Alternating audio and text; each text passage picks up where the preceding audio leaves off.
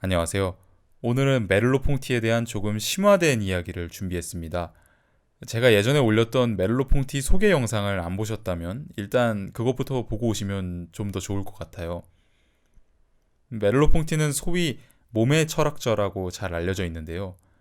그 이전에 서양 철학자들이 아주 긴 시간 동안 대부분 인간의 지적 능력에 초점을 맞춰서 생각을 했다면 메를로퐁티는 우리 몸이 이 세계와 어떻게 만나는가, 그리고 그 몸의 지각이 우리가 아는 이 세계를 구성하는 데 어떤 기능을 하는가에 대해서 많은 이야기를 했습니다.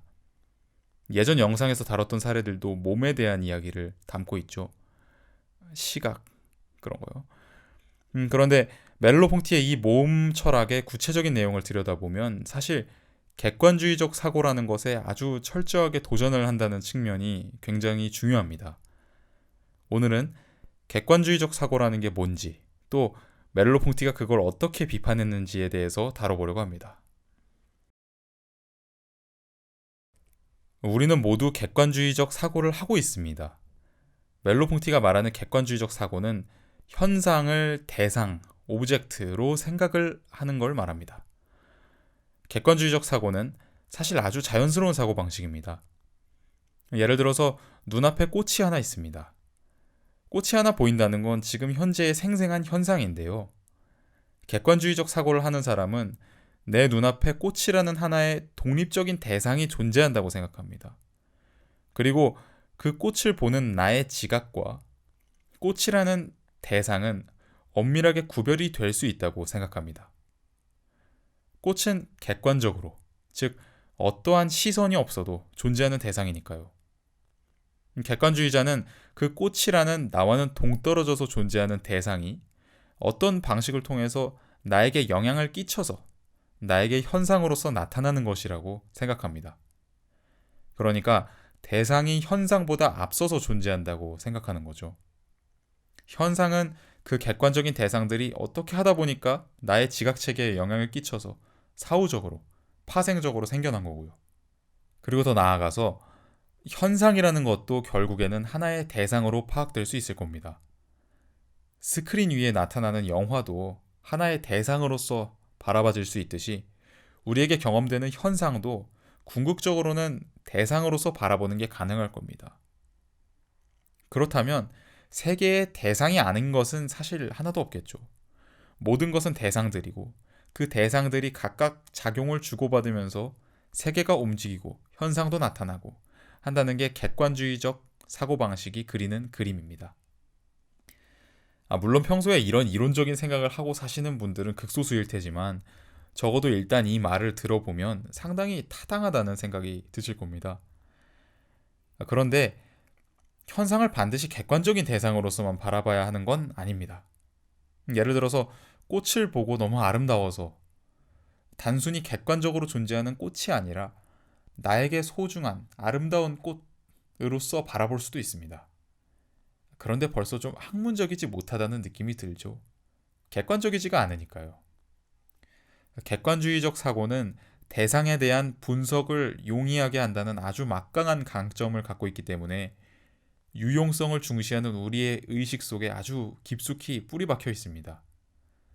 예를 들어서 꽃을 분석할 때 주관적인 경험을 배제하고 냄새, 색, 모양 이런 것들을 분자들의 구조나 움직임을 통해서 아주 객관적으로 설명하면 얼마나 좋습니까?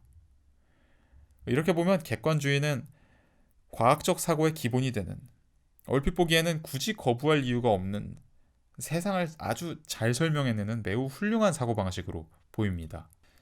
그렇다면 멜로퐁티는 도대체 어떤 면에서 이 객관주의를 비판한 걸까요? 멜로퐁티는 객관주의가 우리의 경험에 대한 근사적 설명만을 제공할 뿐 결코 우리가 경험하는 현상 그 자체에는 이르지 못한다고 주장합니다. 이게 어떤 의미인지 지금부터 살펴보겠습니다. 일단 메를로퐁티는 객관주의를 두 가지 유형으로 나누는데요. 첫 번째는 경험론입니다. 경험론 전통은 언제나 원자적 경험의 존재를 받아들여 왔습니다.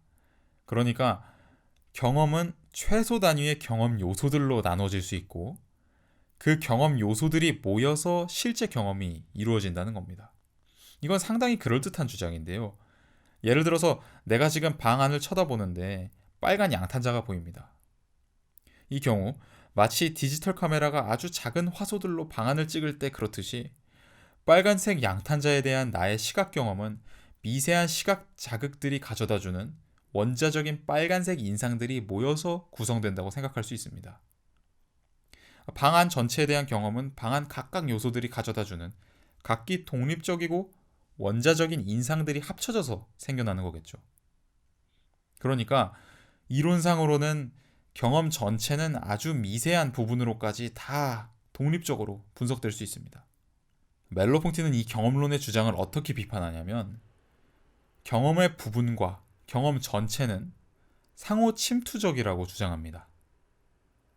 각 부분들이 있고 그게 결합돼서 경험 전체가 생겨나는 게 아니라 경험의 각 부분들 안에 이미 경험 전체가 들어가 있다는 건데요. 그렇다고 해서 경험의 부분들이 아예 없는 건 또 아니고요. 부분은 부분인데 그 부분과 전체 사이의 관계가 경험론자들이 생각하는 것처럼 독립적인 게 아니라 경계가 흐릿한 관계라는 겁니다. 예를 들어서 빨간 양탄자로부터 얻어지는 빨간색에 대한 인상은 분명히 경험 전체를 이루는 한 부분이긴 합니다. 그런데 그 양탄자의 빨간색은 이미 그 위에 있는 그림자라든지 아니면 주변의 사물이라든지 그런 전체와의 관계 안에서만 비로소 지금 보이는 바로 그 빨간색이라는 겁니다. 경험론적으로 생각하면 빨간색이라는 인상이 사전에 존재하고 그 빨간색이 다른 인상들과 합쳐져서 방 안 전체에 대한 경험이 형성될 텐데요.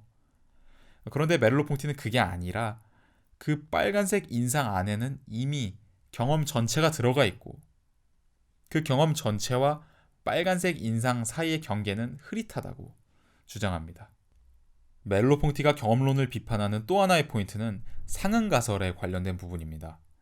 상응가설이란 인간의 감각기관은 최소 단위로서의 미세한 외부적 자극들을 개별적으로 수용하도록 구성되어 있으며 그 미세한 개별 자극들에 각기 상응하는 미세한 개별 반응들이 존재하고 그러한 개별 반응들이 종합된 결과가 인간의 행동과 의식이라고 생각하는 가설인데요. 이 상응가설 역시 매우 타당해 보이는 가설입니다. 로봇이 개별적인 디지털 신호로 주변을 감지하고 행동하듯이 인간도 당연히 개별적인 자극에 상응하는 개별적인 반응을 갖고 있지 않을까 생각이 됩니다. 그리고 그 개별 반응들이 조합되어서 행동을 할 수 있게 되는 거고요. 이 상응가설을 비판하는 하나의 근거로 멜로퐁티는 주의, 어텐션의 사례를 제시합니다. 멜로퐁티는 상응가설이 옳다면 감각 경험의 모든 요소는 주의를 받기 이전에 이미 감각된 상태로 존재해야 한다고 주장합니다. 내가 방안을 보면서 빨간색 양탄자에 주의를 기울이기 이전에도 이미 빨간색 양탄자는 감각된 상태로 존재하겠죠.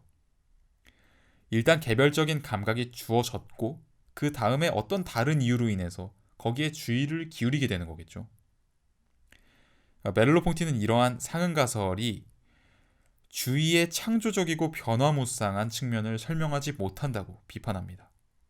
그에 따르면 주의는 단순히 이미 주어진 감각에 집중하는 걸 넘어서서 주어지는 감각 자체를 동시적으로 변형시키는 행위입니다.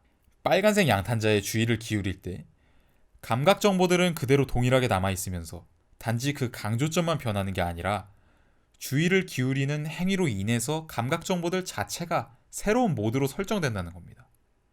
내가 주의를 기울이는 순간 이미 감각의 차원에서 무언가 변화가 일어나고 있다는 건데요. 또 감각, 그 다음에 주의, 그 다음에 감각의 변형 이런 식으로 딱딱 끊어져서 차례차례 사건이 독립적으로 발생하는 게 아니라 이 모든 사건들이 정확히 어디가 시작이고 어디가 끝인지 알 수 없이 동시적이고 상호 침투적으로 발생한다는 겁니다. 우리의 경험을 가만히 잘 들여다보면 거기에는 어떤 개별적인 감각도 그에 상응하는 어떤 개별적인 반응도 존재하지 않는다는 게 멜로퐁티의 생각입니다. 이러한 멜로퐁티의 경험론 비판을 받아들이려면 우리에게 익숙한 과학적인 사고를 어느 정도는 포기할 필요가 있습니다. 과학적인 사고는 항상 사태를 객관적인 대상들의 총합으로 간주하고 그 대상들의 총합을 각각 독립적인 부분들로 나눠서 설명하려고 하는데요. 당연히 과학이 위대하다는 점에 대해서 멜로퐁티도 부정할 생각이 전혀 없지만 적어도 경험에는 본질적으로 과학으로 설명될 수 없는 부분도 존재한다는 게 멜로퐁티의 생각입니다. 모든 것을 독립적인 대상으로 바라보려 하는 객관주의적 사고는 현상에 대한 아주 좋은 근사적인 설명을 제시하지만 결코 현상 그 자체에는 이르지 못한다는 겁니다. 멜로퐁티는 경험론이 감각을 사물로서 소개하지만 경험은 정확히 그곳에서 의미 있는 전체로서 이미 나타난다 라고 말합니다. 객관주의의 두 번째 유형은 지성론입니다. 지성론은 자극의 의미를 부여하여 지성적인 정보로 바꾸어내고 그것들로부터 경험을 구성해내는 선험적인 지성적 주체가 존재한다는 입장입니다. 특히 칸트의 지성론이 영향력이 큰데요. 칸트의 지성론에 따르면 외부로부터 주어지는 자극은 존재합니다. 그러나 그 자극 자체에는 아무런 의미가 없고 맹목적입니다.